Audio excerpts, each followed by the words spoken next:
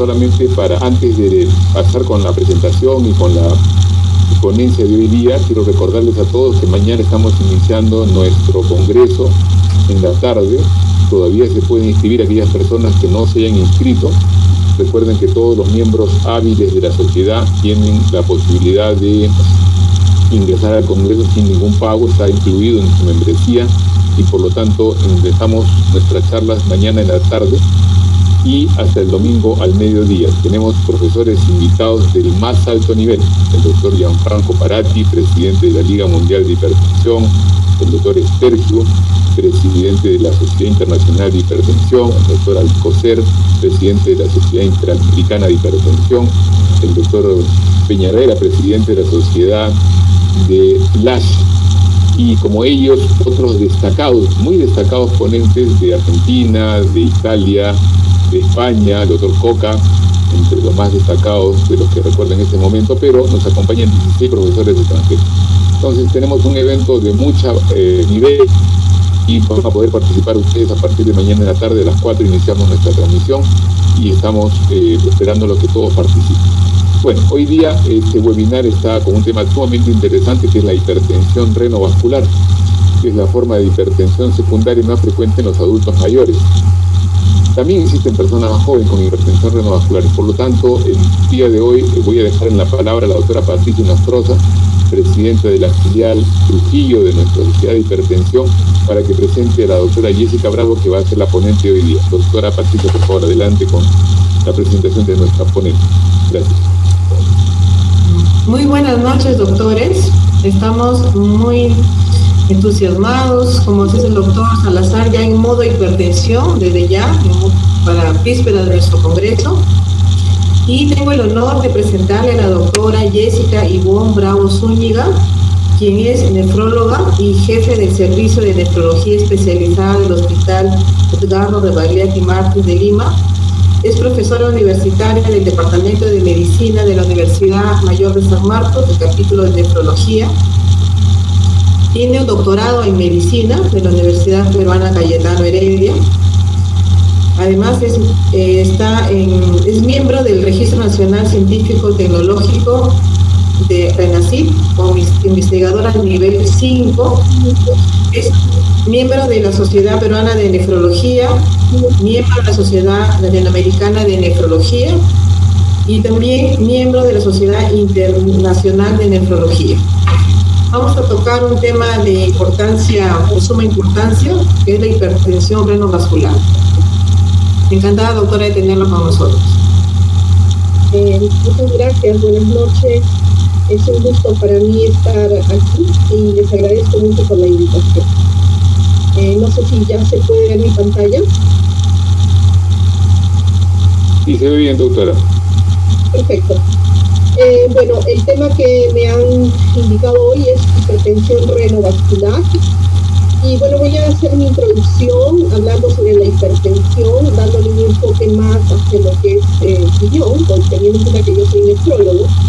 En general, se considera que entre el 30 y 45% de los adultos tienen hipertensión y que esta prevalencia aumenta conforme los sujetos envejecen, y que la mayoría de los pacientes suelen tener hipertensión esencial hasta un 95%. Sin embargo, entre los pacientes con enfermedad renal, la prevalencia de hipertensión es mucho más alta, puede llegar incluso a un 80%. Y en los pacientes que ya están en estadio 5 en diálisis, esto aumenta incluso más. La clasificación típica es la hipertensión esencial, y esta, que es en la que nos vamos a centrar, es la hipertensión secundaria. La hipertensión secundaria representa el 5 a 10% de todos los casos, generalmente en personas mayores de 40 años, y tiene causas renales, es decir, por un compromiso tubular, parenquimal o a nivel de lo que es riñón, o a nivel vascular. También puede haber causas endocrinas o neurológicas.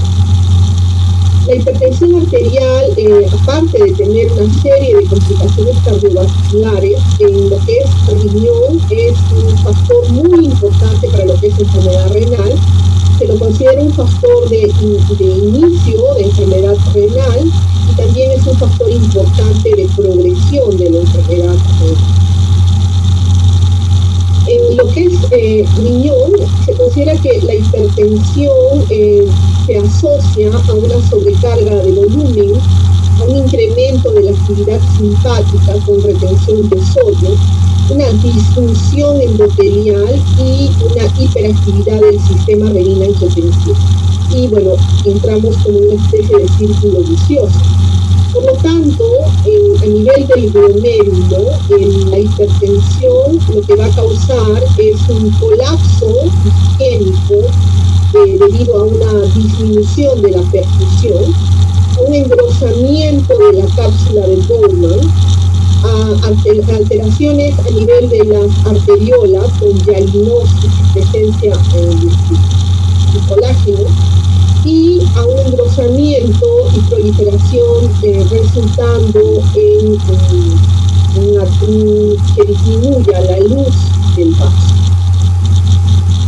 El riñón además interviene en la génesis de la hipertensión. El riñón es una de las causas, por lo tanto, más importantes de hipertensión porque muchos de sus mecanismos están relacionados con el riñón. Cuando hay una alteración del manejo renal de sodio y agua, se va a producir hipertensión. Como sabemos, el sodio se maneja básicamente en la nefrona, con un manejo a nivel del túbulo proximal de un 67% del sodio, y que permite este transporte del sodio, hacer un control muy estricto, asociado después en los segmentos distales de la nefrona con el control hormonal a través del sistema renina-angiotensina y a través de la hormona antidiurética. Y cuando se produce una alteración de este manejo de sodio y agua, se va a producir hipertensión esencial o primaria, y lo que va a ocurrir es que va a haber un aumento en la reabsorción tubular, pueden ser razones genéticas o adquiridas, un aumento intrarrenal de la angiotensina 2 y de la endotelina, y una disminución del óxido nítrico a nivel intrarrenal, así como de las prostaglandinas vasodilatadoras y de los factores de crecimiento vascular. También puede haber un incremento de los estímulos vasoconstrictores dados básicamente por el sistema renina-angiotensina, que me van a llevar a una disminución del flujo medular renal, un aumento de la aldosterona y por tanto un aumento de la reabsorción del sodio y finalmente hipertensión. Puede haber también a nivel intrarrenal una activación simpática con aumento del sodio por efecto directo sobre el túbulo renal. Este sistema nervioso simpático va a causar resistencia vascular periférica, aumento de la fuerza contráctil, y esta resistencia vascular periférica me va a alterar mi presión y mi flujo renal, me va a alterar mi renina, mi angiotensina, aldosterona, y otra vez entramos en un círculo vicioso. También puede haber alteraciones a nivel de la endotelina que me pueden llevar a una disminución en el filtrado glomerular y un aumento en la reabsorción del sodio.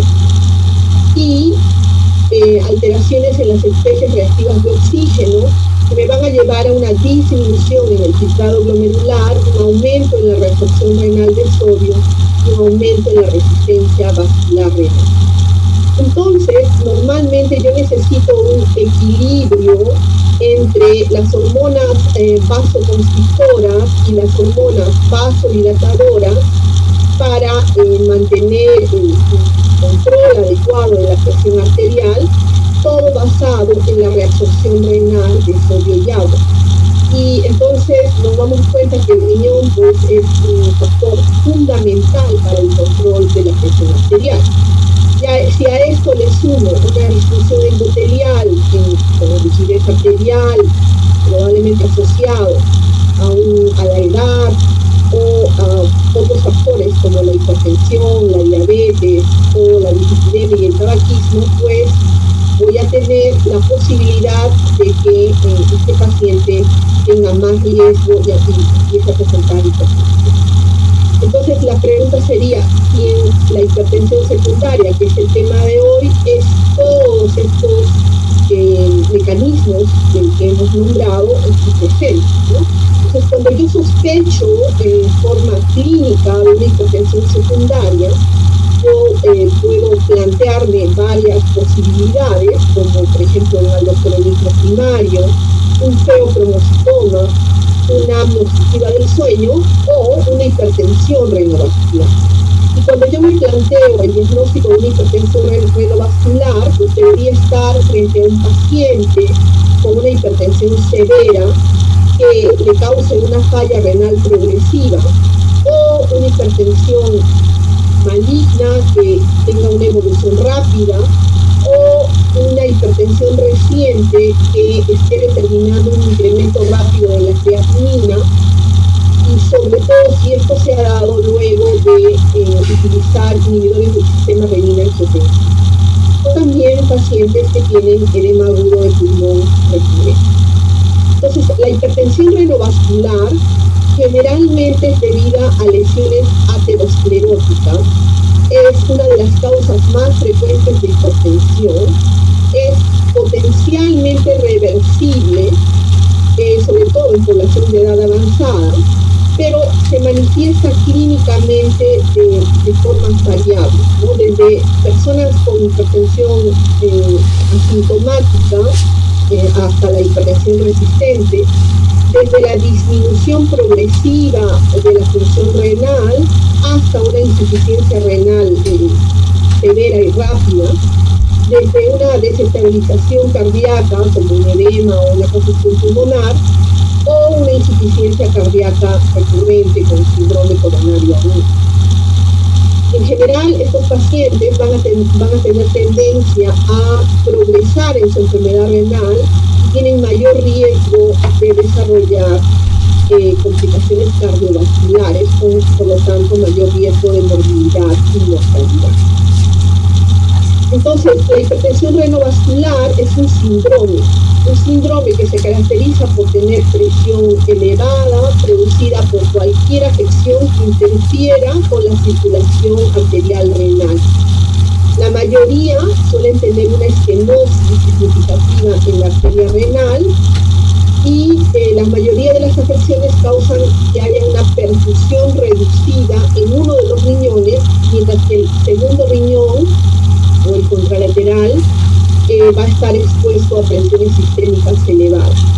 Y las dos causas de enfermedad arterial, enfermedad renovascular principales suelen ser la displasia fibromuscular y la enfermedad vascular renal aterosclerótica. Entonces, cuando hablamos de epidemiología, es la segunda causa de hipertensión secundaria. Generalmente estos pacientes suelen tener hasta en la mitad de ellos enfermedad arterial periférica, un tercio de ellos pueden tener enfermedad coronaria. La enfermedad renal que es resultante por las lesiones estenóticas se denomina nefropatía isquémica y la tasa de mortalidad puede ser hasta del 16% por año. Desde el punto de vista fisiopatológico, se produce por la reducción de la perfusión sanguínea en el riñón. A veces puede ser incidental, yo puedo solicitar imágenes vasculares por otra causa y encontrar la estenosis. Pareciera que los efectos hemodinámicos se desarrollan en oclusiones cuando estas son entre el 75 y 85% del lumen. Se muestra que en los estudios clínicos que la oclusión provoca la liberación de renina solo después que la presión distal disminuye entre un 10 y un 20% con respecto a la proximal. Y estas medidas se corresponden con una gradiente pico sistólico translesional entre 20 a 25 milímetros de mercurio y una estenosis luminal por mínima de 70%. Conforme progresa la enfermedad renal, la presión y el flujo disminuyen de forma gradual y el desarrollo de la hipertensión está directamente relacionado con la liberación de renina. Y entonces lo que ocurre es esto, ¿no? Entonces yo tengo una estenosis de la arteria renal, se produce una liberación de renina y una activación del sistema renina-angiotensina, y esta angiotensina 2 me va a causar vasoconstricción, retención de sodio renal, secreción de aldosterona, y se van a producir los efectos vasculares, hipertrofia, remodelamiento, liberación de endotelina, estrés oxidativo. Se va a activar el sistema nervioso simpático y luego se van a empezar a producir los efectos ya a nivel miocárdico, como la hipertrofia del ventrículo izquierdo y el remodelamiento del ventrículo izquierdo. Entonces, todo se basa en la cascada del sistema renina-angiotensina, que en la liberación de las células extraglomerulares se active este sistema y se produzca el aumento de la presión arterial, el aumento del volumen extracelular y finalmente con el tiempo la fibrosis renal. Se considera que esta lesión microvascular progresiva va a llevar a unas agresiones, continuas, como isquemia renal, inflamación sistémica y inflamación renal, y entonces se va a producir un fenómeno que se llama la rarefacción, en el cual lo podemos explicar mediante este gráfico. Cuando yo tengo una lesión leve, pues hay posibilidad de recuperación tanto tubular como glomerular, pero conforme el periodo isquémico sea mucho más severo, empieza a producirse esclerosis y además lesiones glomerulares, y la posibilidad de regeneración de las nefronas es mucho menor, y por lo tanto las nefronas remanentes que quedan son menos que las iniciales. Y si el periodo de isquemia es mucho más severo, pues yo tengo unas zonas tubulares ya atróficas y las zonas glomerulares con una gran reducción de las nefronas, por lo tanto reducción de la tasa de filtración glomerular, la posibilidad mínima de que estas se regeneren. Además hay una hipertrofia de las nefronas remanentes y hay obviamente la posibilidad de que esto siga avanzando en cuanto a lo que es enfermedad renal crónica. Entonces, los mecanismos intrínsecos de esta enfermedad renovascular implican primero la isquemia, la hipoxia, la liberación del sistema renina-angiotensina, la fibrogénesis, luego nuevamente la inflamación, factores aterogénicos, estrés oxidativo, disfunción endotelial, apoptosis, disfunción microvascular, daño mitocondrial y la senescencia o la esclerosis del glomérulo. Y lo vemos en los que son en los modelos que vemos aquí, vemos en los controles, y aquí vemos los riñones estenóticos, donde vemos el fenómeno de rarefacción, ¿no? O sea, ya no tengo el mismo número de glomérulos, sino estos son escasos. Ahora, ¿con cuánto de oclusión se produce el daño? El grado exacto de oclusión vascular todavía está en debate. En general, el riñón es un órgano que requiere una alta perfusión para lograr mantener su autorregulación. Sin embargo, si yo llego a la estenosis crítica, que aparentemente sería entre 75 y 80%, se va a producir la hipoxia. Y en general en la enfermedad renal aterosclerótica este proceso es gradual y hay como un daño repetido inflamatorio que conduce a hipoxia y luego a pérdida de función renal, que nos lleva a lo que llamamos la nefropatía isquémica.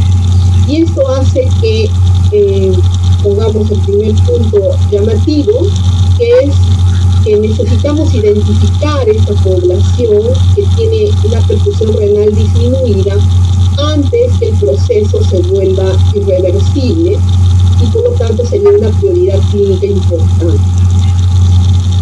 Los estudios experimentales además muestran que cuando yo realizo la angioplastía no se restituye la función renal a pesar de que técnicamente he resuelto la estenosis, probablemente por la ramificación intravascular y por la fibrosis. Entonces, ¿cuáles serían las situaciones de sospecha de estenosis de arteria renal? En general, que haya un debut precoz o tardío de hipertensión, particularmente hipertensiones grado 2 o 3, empeoramiento del control de una presión que estaba previamente bien controlada, hipertensión resistente, hipertensión acelerado maligna, que el paciente se presente con edema pulmonar súbito que no tenga otro tipo de explicación, una elevación aguda de la creatinina en más del 30% de su valor después de iniciar inhibidores del sistema renina-angiotensina, una insuficiencia renal rápidamente progresiva que no tenga otro tipo de explicación, presencia o de riñones asimétricos que tengan una diferencia de tamaño mayor de 1.5 centímetros y asociado a una pérdida de función renal que no tenga otra explicación, hipertensión con un riñón unilateral atrófico, hipertensión con un soplo abdominal e hipertensión con hipocalemia que no tenga otra explicación. El diagnóstico diferencial principal sería la enfermedad renal parenquimal, y ahora voy a hablar un poquito de eso. Y dentro de la hipertensión renovascular, donde tenemos los dos tipos, de los cuales también vamos a hablar luego, que es la fibrodistasia y la aterosclerótica. Y otro diagnóstico diferencial sería la coartación de la aorta. Respecto a la hipertensión por daño renal parenquimal, que para nosotros los nefrólogos suele ser la causa principal de hipertensión, en general yo necesito tener datos previos de enfermedad renal, un incremento de la relación albúmina-creatinina y en ocasiones alteraciones en los exámenes de orina. Y en ese caso tengo este estudio que es muy interesante, es un registro de biopsias, 7.200 biopsias, en las cuales se tenía que evaluar si realmente era una nefroangiosclerosis, o sea, un daño renal asociado a hipertensión. Y lo que se tomaba en cuenta como criterios clínicos era que el paciente hubiera tenido una presión arterial por encima de 14,9, que no fuera diabético, que no tuviera hematuria y que tuviera una proteinuria menor de 0.5. Que son los criterios básicos para decir que un paciente tiene nefroangiosclerosis, teniendo en cuenta que es un daño más que no se caracteriza por ser una proteinuria importante. Y lo que ellos evaluaron fue que muchos de los pacientes que tenían este fenotipo, muchos de ellos habían sido falsos positivos. Cuando evalúan las biopsias, muchos de ellos tenían otro tipo de glomerulonefritis, que no era nefroangiosclerosis, sino era nefropatía por inmunoglobulina A, nefritis intersticial o nefritis crónica. Entonces, muchas veces en la clínica nosotros nos enfrentamos a eso, ¿no? Muchos pacientes son ingresados a la cesta de enfermedad renal por hipertensión, cuando realmente es una hipertensión secundaria a otro tipo de enfermedad glomerular y no necesariamente secundaria a una hipertensión. Entonces, aunque la nefroangiosclerosis es muy común, se supone que es la segunda causa de enfermedad renal en el mundo. Muchas veces, si corroboramos el fenotipo con el estudio histológico, nos vamos a dar cuenta que hay una gran cantidad de pacientes con falsos. Cuando hablamos, regresando entonces a enfermedad renovascular, pues las causas frecuentes de enfermedad renovascular con estenosis renal, de arteria renal aterosclerótica y la displasia fibromuscular de arteria renal. Estas son las dos causas más frecuentes.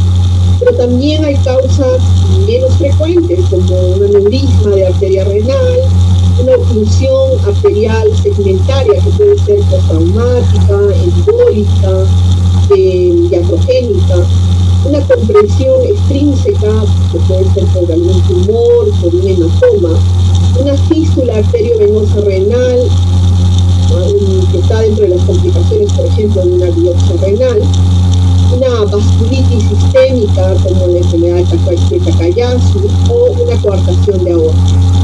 Y hay situaciones especiales como la estenosis bilateral aterosclerótica y las estenosis unilaterales, pero de riñón. La enfermedad renovascular, probablemente lo más cercano que tengamos nosotros para hacer el diagnóstico o lo más fácil de utilizar sería la ecografía Doppler, y hay parámetros que sugieren la presencia de estenosis de arteria renal cuando hay un aumento de la velocidad sistólica máxima y de la velocidad diastólica, y cuando hay una alta relación entre la arteria renal y la aorta, o cuando hay lateralización de los índices de resistencia renal. Y se considera criterio de gravedad hemodinámica de la estenosis de la arteria renal cuando hay una gradiente transmencional sistólica más de 20, o cuando hay una gradiente transmencional media en reposo más de 10, o una reserva de flujo fraccional menor de 0.5.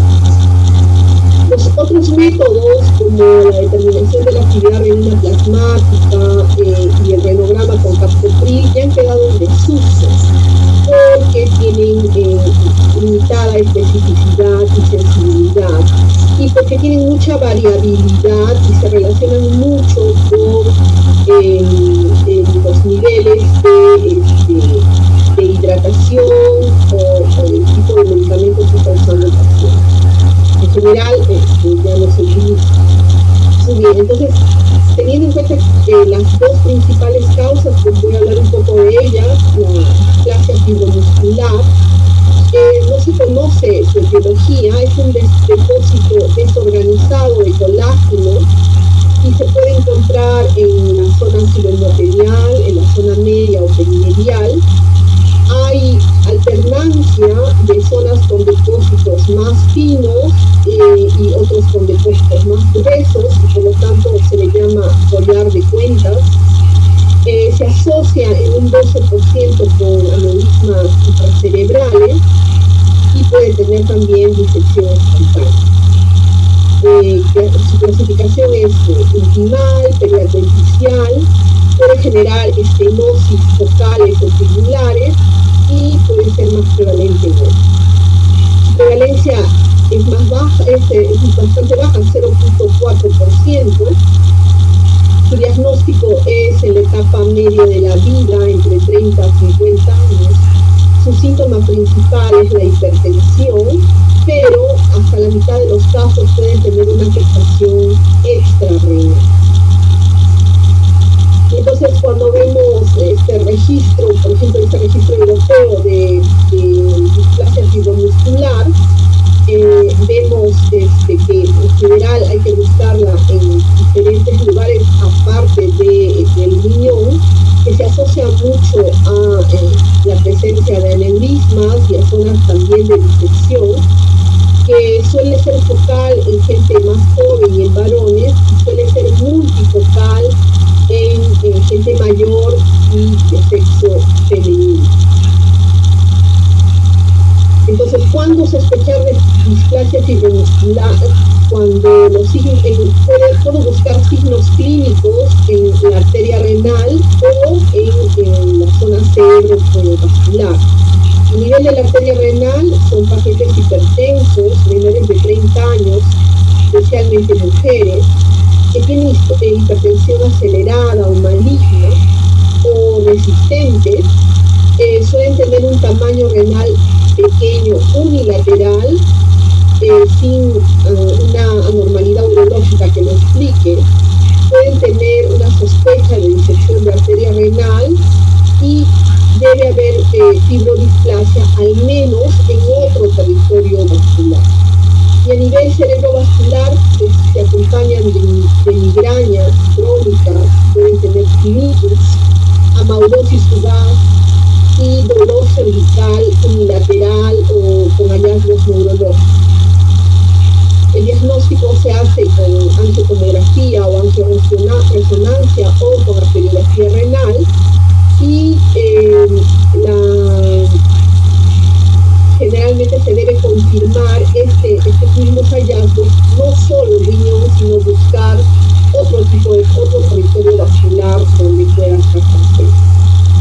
Entonces, generalmente no necesariamente cursan por renina elevada, no suelen afectar mucho el filtrado glomerular y suelen tener la presencia de las lesiones en diferentes territorios vasculares.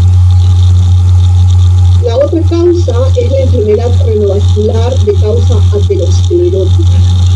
Y la enfermedad de causa aterosclerótica, a diferencia de la otra, es principalmente en pacientes mayores, que suele ser por una extensión de las lesiones aórticas cercanas al ósculo y puede comprometer una o las dos arterias y se asocia a factores de riesgo vascular. Es decir, en general, pacientes que han tenido ya riesgo como sobrepeso, como alteraciones de los niveles de azúcar, como hipertensión, como ya probablemente también algún tipo de compromiso renal, y este tipo de aterosclerosis va a causar una nefropatía isquémica con reducción de la tasa de filtración glomerular. Entonces, desde el punto de vista fisiopatológico, pues hay cambios adaptativos en la tasa de filtración, puede haber atrofia de uno de los riñones con desarrollo colateral del otro. Hay una serie de factores modificadores como cambios vasculares, que generalmente también tiene mucho que ver la edad, la tasa de progresión de la estenosis renal, la masa renal funcionante y otros procesos como los émbolos de colesterol o la nefroesclerosis. Al final, lo que hay es cambios estructurales que son irreversibles, glomerulosclerosis, fibrosis tubulointersticial y una serie de cicatrices que van a hacer que este riñón se atrofie. Entonces, en la injuria renal, en la nefropatía isquémica, hay isquemia, hay disminución del citoesqueleto, alteración de la membrana, apoptosis, pérdida de la polaridad y respuesta inmune. Luego se puede producir una repercusión que disminuye la regeneración de ATPs, aumenta los radicales libres y hay una alteración a nivel. Entonces, yo puedo tener una estenosis renal unilateral o una estenosis renal bilateral o que se comportaría igual que una estenosis de un riñón único, de un riñón solitario.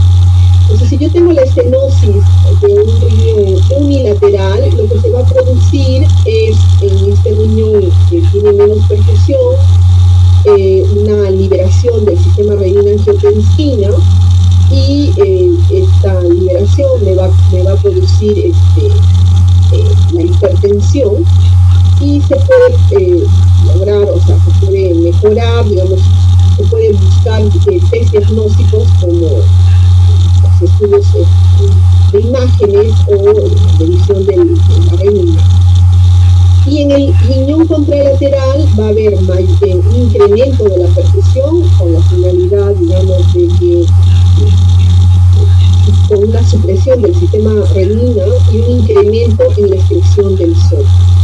En el caso de que los dos estén estenóticos, o sea que la estenosis sea bilateral, lo que hay es una disminución en la perfusión renal que me lleva a una liberación del sistema renina-angiotensina, a una alteración en la extensión del sodio y del agua, una expansión de volumen, un incremento de la presión arterial y si yo intento bloquear el sistema renina-angiotensina, lo que voy a tener es una reducción de la presión arterial solo después de disminuir o de despletar el volumen. Y lo mismo, o sea, el mismo efecto se va a producir cuando la estenosis sea en un solo riñón, pero que sea solitario. Entonces, los elementos que sugieren que se está produciendo una nefropatía isquémica sería la presencia de hipertensión arterial severa con soplos abdominales, con una lesión aterosclerótica en miembros inferiores o en fondo de ojo, una enfermedad renal que no sea explicada en pacientes mayores de 60 años, que tenga una progresión rápida, una enfermedad renal en pacientes que tengan episodios iterativos de edema agudo del pulmón, una enfermedad renal en pacientes que tengan una diferencia en el tamaño renal de mayor de 1.5 centímetros, o una enfermedad renal en pacientes que tengan episodios de embolismo de colesterol. Y también se considera cuando hay un agrandamiento de la enfermedad renal, cuando yo le doy al paciente un inhibidor del sistema renina. Hemos dicho que hay causas poco frecuentes de enfermedad renal isquémica, donde entran básicamente las vasculitis, las malformaciones arteriovenosas y la fibromicopatía, pero que en el caso que también se deben tomar en cuenta, aunque son menos frecuentes. Entonces, ¿cuándo yo debería pensar que puedo hacer una revascularización? ¿No? Se supone que el vaso está obstruido, está cerrado y por lo tanto hay una disminución en la perfusión. ¿Cuándo podría ser beneficiosa la revascularización? Pues yo tengo un flujo sanguíneo reducido porque hay una estenosis de la arteria renal, hemos dicho que va a haber una liberación de renina, va a empezar a haber retención de sodio y luego va a llegar un punto en el cual se va a producir la hipoxia tisular, el daño y finalmente la fibrosis. Entonces yo tengo que buscar un punto donde antes de que se produzca esta inflamación o fibrosis. Normalmente, si hay una reducción de la presión de la arteria renal, es decir, una reducción mayor del 70%, empieza a haber una disminución del flujo sanguíneo. Y va a producirse la activación de los nervios simpáticos y de la endotelina y del remodelamiento microvascular cuando este flujo sanguíneo esté siendo límite. Y al final, cuando ya se empieza a producir la fibrosis, ya lo que voy a tener ya es el enrarecimiento microvascular y la inflamación tisular, que es la nefropatía isquémica. Entonces, yo tendría que buscar un punto exacto donde yo pueda intervenir para que pueda tener un efecto deseado. En general, cuando yo tengo una patología así, pues yo puedo hacer el diagnóstico mediante ecografía Doppler, que es un método económico, bastante accesible, no invasivo, tiene una sensibilidad entre el 91 y el 100%, una especificidad entre el 82 y el 91%, tiene algunas limitaciones, como por ejemplo un índice de masa corporal alto, necesita una estandarización de los criterios. Podría usar también la angiotomografía, aunque la sensibilidad, como vemos, es menor. Una resonancia magnética, la limitación es que puede requerir utilizar gadolinios y podría ser de riesgo en los pacientes con tasa de filtración menor de 30 para desarrollar fibrosis sistémica. o una angiografía por cateterismo, que suele ser el estándar de oro, pero que hay que tener en cuenta que es un procedimiento invasivo y que tiene una posibilidad de hacer atrembolismo y que requiere contraste yodado, otra vez una limitación en el caso de los pacientes con tasa de filtración de 30. Hay que tener en cuenta también que este tipo de estenosis puede ser simplemente un hallazgo ortográfico incidental, ¿no? Hasta un 25% de los pacientes que van a ortografías, que generalmente suelen ser pacientes con hipertensión y enfermedad coronaria, pueden tenerlo. Un 50% de los pacientes que tienen enfermedad vascular periférica. En 800 sujetos que tenían más de 65 años les hicieron un Doppler y encontraron una obstrucción mayor del 60% prácticamente en el 7% de los pacientes. Y en otros encontraron una estenosis renal cuando hicieron angiografías coronarias hasta un 10%. Entonces, a veces son pacientes que no tienen sintomatología y que yo voy a encontrar la estenosis pues haciendo otro tipo de estudios de forma individual. Entonces, ¿en quiénes podría ser mi población clínica, que clínicamente se beneficia o que pueda ser considerada para revascularización renal? Pues mi población clínica serían los pacientes con síndromes característicos de estenosis, de arteria renal unilateral, pacientes que tengan displasia fibromuscular con hipertensión o síndromes de alto riesgo clínico como los que estén haciendo una hipertensión rápidamente progresiva, que estén declinando rápidamente su tasa de filtración, que estén haciendo edema pulmonar hiperactivo, que hayan los que tengan estenosis de arteria renal bilateral con pérdida de la función renal o estenosis de la arteria renal de región. Hay que tomar en cuenta que pueden haber poblaciones especiales, como los pacientes con trasplante renal, que obviamente al colocarse, que tienen más riesgo de estenosis, sobre todo postquirúrgica, ¿no? Tener en cuenta que se une la arteria del riñón trasplantado al donante, del riñón donante hacia el trasplante, hacia el receptor. Pacientes que tienen congestión pulmonar episódica, pérdida progresiva de la tasa de filtración glomerular, enfermedad aórtica o arteritis esofágica. Entonces, ¿cuáles serían las características que me sugerirían que va a haber un beneficio clínico de la revascularización? Si la hipertensión es de inicio reciente, si hay ausencia de proteinuria, si es una persona joven, si hay una estenosis de la arteria renal unilateral, si hay evidencia radiográfica de obstrucción progresiva, si hay hipertensión resistente al tratamiento y si hay una tasa de filtración glomerular dependiente de angiotensina. Los predictores entonces de buena respuesta serían el más joven es el paciente, la estenosis más grave, la perfusión renal conservada, ausencia de diabetes y ausencia de aterosclerosis generalizada. Entonces, en general, yo debería tomar en cuenta el tiempo, hemos visto que en cuánto tiempo puede llegar a ser irreversible. Lo primero que debería iniciar es un tratamiento antihipertensivo y hacer un seguimiento de la función renal. En el caso de que sea una hipertensión resistente, a pesar de 3 fármacos, debo mirar cómo está su tasa de filtración glomerular o si tiene síndromes de alto riesgo. Y en el caso de que sea una displasia fibromuscular, gente menor de 55 años, niños, síndromes asociados con el embarazo, debo hacer una evaluación renovascular por imágenes. Si hay una enfermedad renovascular de alto grado y tengo hechos favorables para pensar en revascularización, pues debería plantearla. Y debo mantener un objetivo de presión arterial y un seguimiento de la función renal, pero debo tener en cuenta que podría haber otra vez una enfermedad recurrente a pesar de que yo haga la revascularización.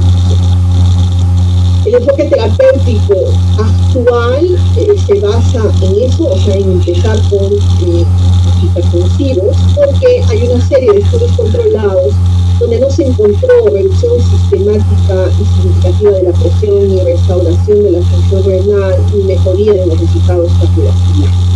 Entonces, cuando vemos los resultados de presión arterial en revascularización renal, pues vemos que en una serie de trabajos como estos que no hubo una distribución tan marcada.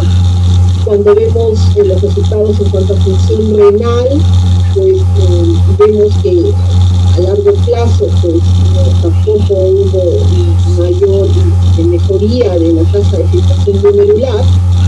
Y cuando se ven eventos cardiovasculares y mortalidad en relación a la revascularización renal, pues tampoco vemos que haya habido un seguimiento, una disminución o un beneficio en el riesgo cardiovascular. Entonces, estas intervenciones que se han ido evaluando en el tiempo respecto a hipertensión renovascular han concluido al final en estas recomendaciones, que son las últimas, donde me dicen que en adultos con hipertensión y estenosis renal aterosclerótica se recomienda primero la terapia médica. En adultos con hipertensión y estenosis de la arteria renal aterosclerótica, en quienes el manejo haya fallado, es decir, que haya hipertensión resistente o empeoramiento de la función renal o una falla cardíaca, en ellos sería razonable pensar en una revascularización. Sin embargo, veamos que el nivel de evidencia es 2A. Y en adultos con hipertensión y con estenosis arterial no aterosclerótica, en donde se incluye la displasia intramuscular, podría ser razonable referirlo para una revascularización y siendo el nivel de evidencia 2B.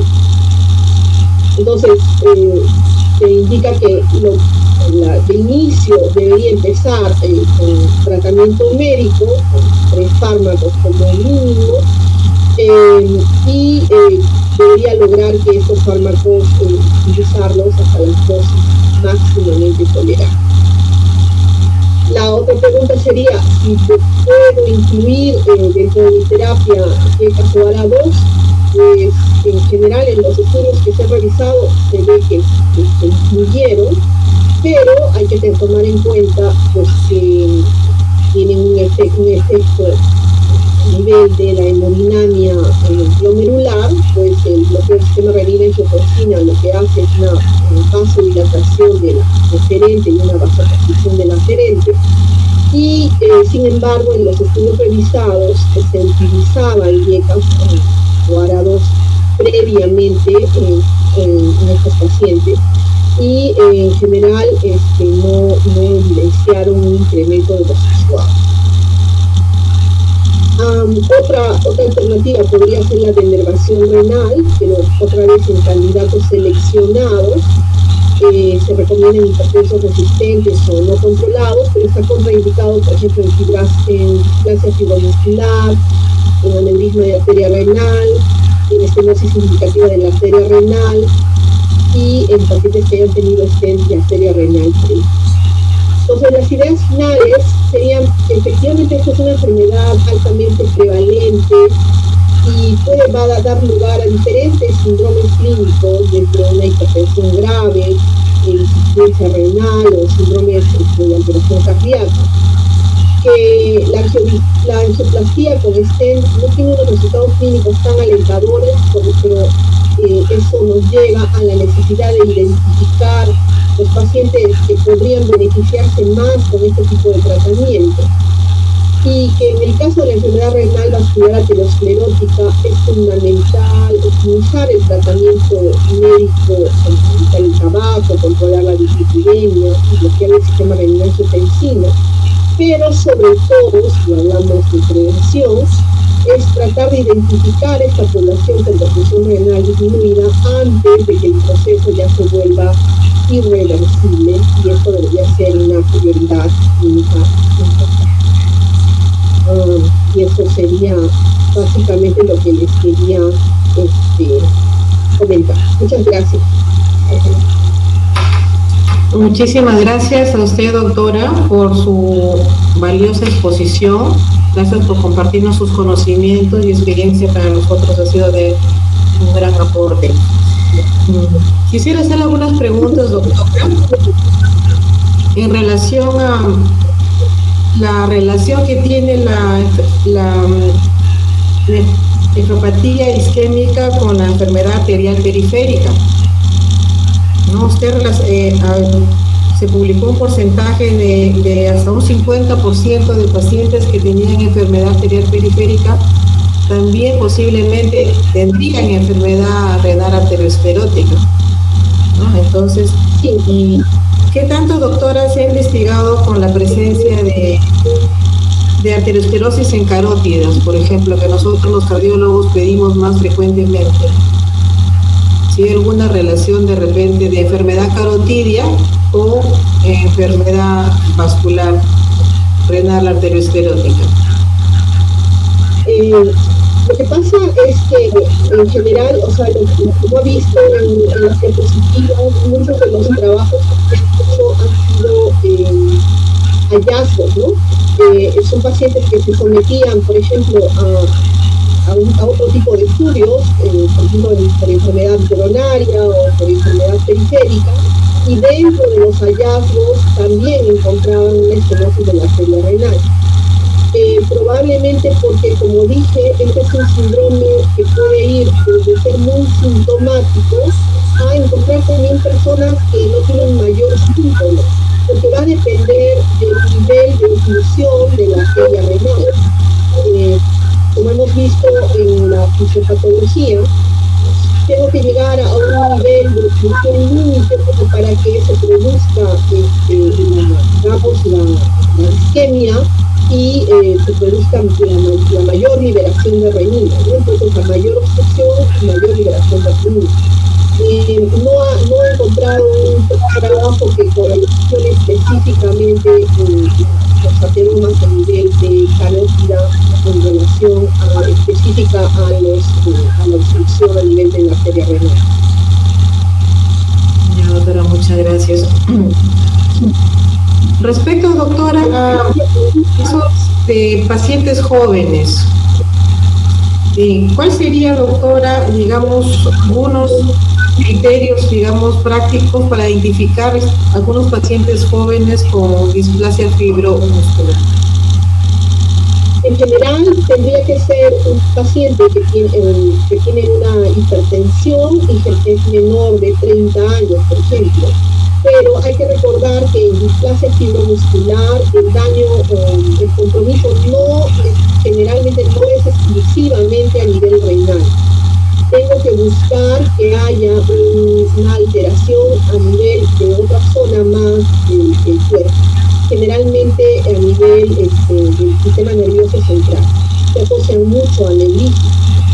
Pero clínicamente, probablemente yo voy a encontrar un paciente con una hipertensión joven, con una hipertensión probablemente menor de 30 años, que esta hipertensión sea resistente, o sea, que utilice hasta 3 fármacos y no logre controlarse, y que se puede asociar eso a una disminución en la tasa de filtración glomerular, aunque se dice que la displasia fibromuscular causa menos daño de la tasa de filtración glomerular que la alteración ateromatosa. Doctor Salazar, ¿desearía hacer alguna pregunta?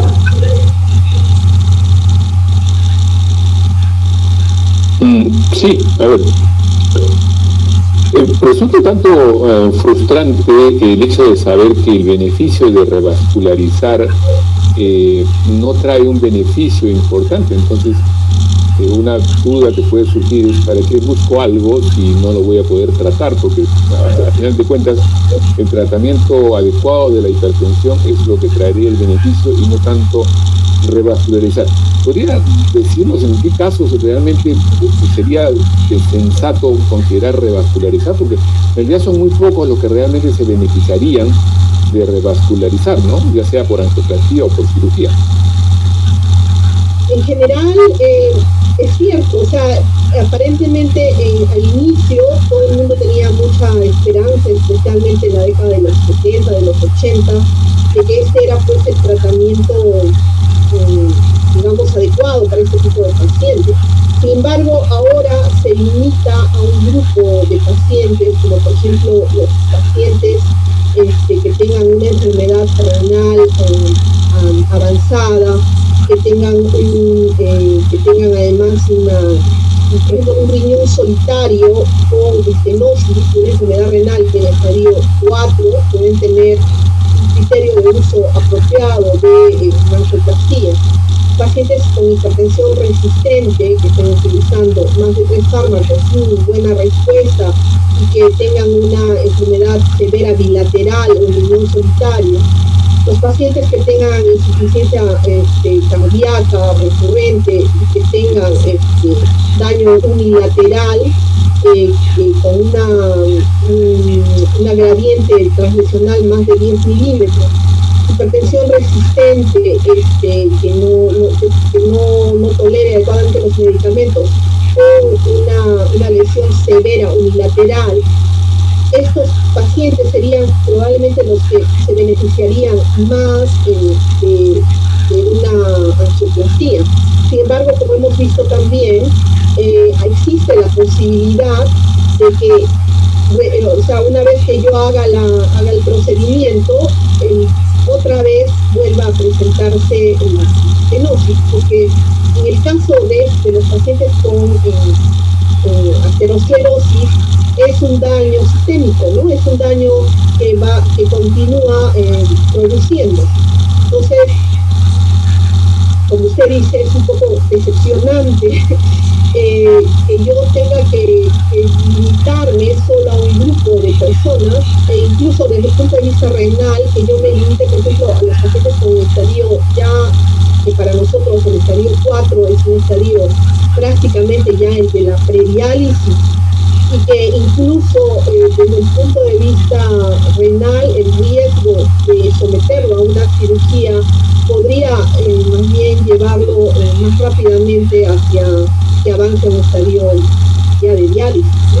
Entonces, al hacer la revisión a mí también me pareció bastante frustrante, quizás más esperanza en el caso de displasia muscular, pero bueno, igual, lo mismo, porque son más jóvenes, pero efectivamente, aparentemente, según esta revisión, pues es la terapia médica, los fármacos antihipertensivos, con los cuales yo voy a obtener una mejor respuesta. Por lo menos debería ser mi primera situación. Bien. Otra duda es que esto sería equivalente a tener una enfermedad coronaria, por lo tanto hay objetivos de tratamiento con estatinas, o sea, tengo que llevar las metas como cuando un paciente es infartado o es infarto recurrente, donde se trata metas muy exigentes de LDL. ¿Hay indicación de esto en estos pacientes? Encuentro a un paciente hipertenso que tiene una estenosis renal del 50%, que todavía no es significativa, pero quiero protegerlo de que no llegue al 70-80%. ¿Tiene indicación de uso de estatinas con una conducta agresiva como es una enfermedad coronaria? Bueno, lo que dice la guía es que yo debo hacer un tratamiento antihipertensivo de primera opción, pero además debo utilizar, cambiar sus estilos de vida, debo hacer mucho énfasis en su cambio de vida, y además debo controlar la dislipidemia en forma muy agresiva. Eso es lo que nos dice, ¿no? Entonces, como usted dice, esto estaría la indicación prácticamente como un paciente que está en enfermedad coronaria crónica, por el riesgo, ¿no? Ahora, en el caso de estos pacientes, yo le veo más el riesgo en el hecho de que probablemente van a evolucionar muy rápidamente a enfermedad renal, y encima su pronóstico cuando entren a diálisis tampoco va a ser bueno, porque conforme pierden la presión renal, su aterosclerosis es más acelerada y por lo tanto su posibilidad de tener más daño se incrementa, ¿no? Entonces, como entrar en un círculo vicioso en el cual ya va a ser difícil de salir. Probablemente por eso se hace tanto énfasis en la prevención, ¿no? O sea, en no llegar a ese punto, sino hacer el tratamiento desde el inicio, o sea, evitar de que entren en factores de riesgo cardiovascular. Tendríamos que ir mucho más atrás. Y finalmente una pregunta adicional de lo que es la fibrodisplasia. ¿Es una condición hereditaria? Tenemos que buscar, si encuentro un paciente, un caso índice, ¿podría ser afectado a los familiares, hermanos, padres, en alguna forma de línea, o es una cosa totalmente aleatoria? No se conoce bien la etiología, pero haciendo depósitos desorganizados de colágeno en general puede haber algún tipo de relación a nivel familiar. Sin embargo, es una patología bastante rara, ¿no? Pero yo creo que sí podríamos buscar dentro de la línea familiar para ver si existe algún tipo de antecedente que nos lleve a buscarlo entre toda una familia. Claro, no es una patología frecuente. Cuando uno comienza a pensar en los casos que he visto, yo he visto 3 casos, creo, a lo largo de toda mi carrera, no es muy frecuente, y el caso que más recuerdo tenía estenosis arterial y estenosis en la subclavia, ¿no? Una mujer que tenía en un brazo una presión prácticamente normal o incluso baja, mientras que estaba hipertensa en el otro, y tenía una mujer joven, ¿no? Como dice, es más frecuente en mujeres, pero siempre me tenía la duda si esto tiene algún carácter hereditario, y parece que no se puede asociar con algún gen o con algún tipo de patología que sea de transmisión hereditaria. Doctora Patricia, ¿tenemos alguna pregunta adicional del público? Porque, no sé, creo que ha cambiado el formato de cómo se hacen las preguntas, porque está más escondido el lugar donde se hacen las preguntas. Creo que eso ha generado que no se generen preguntas del público, o ya les pasaron alguna pregunta, doctora. Sí, acá hay una pregunta que aparte de agradecer por la ponencia, refiere si hay algún estudio que diga si hay beneficio en pacientes con hipertensión arterial secundaria y uso de dovetilato de calcio. No sé si usted... Yo no he encontrado ningún estudio al respecto. Ya, bueno. Tampoco conozco nada con dovetilato de calcio. Es muy raro la pregunta, ¿no? No es parte del manejo de la hipertensión, ¿no? Otra pregunta que está llegando es ¿qué hay del uso de los antagonistas de calcio para el manejo de hipertensión arterial en el contexto de estos pacientes? Bueno, en general podríamos utilizarlo. Nosotros generalmente los utilizamos en pacientes con tasa de filtración glomerular menor de 30, porque por el riesgo que significa ya utilizar los inhibidores del sistema renina-angiotensina por la hipercalemia. Entonces, en pacientes menores con tasa de filtración menor de 30 suele ser el grupo de pacientes en el cual utilizamos bastante calcio antagonista. Y obviamente, bueno, los pacientes con diálisis, probablemente los 2 fármacos más importantes sean los calcio antagonistas y los inhibidores del sistema renina-angiotensina, teniendo en cuenta que ya son en diálisis, ya no tenemos mayor problema de utilizarlo. Pero sí es un grupo muy importante una vez que bajan de 30 por el riesgo de la hipercalemia. Muy bien, doctora, ya no hay más preguntas porque quedó todo claro, posiblemente, doctora. En nombre de todos los presentes, le expresamos nuestro reconocimiento y gratitud por su excelente exposición. Muchísimas gracias.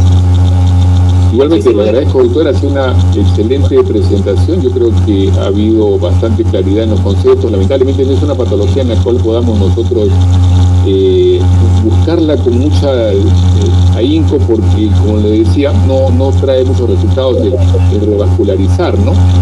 Entonces, pero la mensaje importante es que puede ser muy fácil de la sospecha. Si uno se oculta, se agarra su estetoscopio y le oculta el abdomen a las personas, encontrar un soplo abdominal puede ser algo bastante útil para sospechas de aneurisma de aorta o para sospechas de estenosis del arteria renal, y eso no cuesta nada, no tiene ningún riesgo para el paciente, y puede ser a veces un método que, si bien es poco sensible, es bastante específico cuando se encuentra.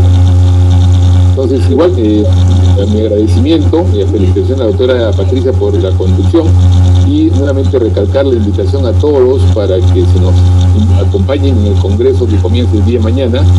Como las destacadas figuras que hemos visto, pueden visitar la página de la sociedad quienes no son miembros, para que vean el programa y van a ver los grandes ponentes internacionales que tenemos, y se pueden matricular a través de la página. A través de la página los lleva a Milenio, donde se pueden hacer las inscripciones y registrarse como asistentes para que tengan su puntaje. El Colegio Médico nos ha otorgado 3 créditos válidos para la recertificación y siempre es el requisito de que tienen que conectarse, porque la empresa que nos da el servicio nos da información completa de cuánto tiempo se han conectado cada uno de los asistentes, de tal manera que estamos exigiendo un mínimo, que lo vamos a informar mañana al inicio de la reunión, de cuánto tiempo tiene que conectarse para que tenga el puntaje completo para su recertificación. Sin más que eso, los invitarlos para el siguiente Ateneo, que será en el mes de octubre, me parece que es el día 15 de octubre, donde veremos el tema de hipertensión, o sea, la medición fuera del consultorio como una estrategia para la evaluación y el seguimiento, diagnóstico y seguimiento de los pacientes con hipertensión arterial. Sin más quitarles el tiempo, sin más desearles solamente buenas noches a todos y gracias por acompañarnos. Muy buenas noches con todos. Gracias.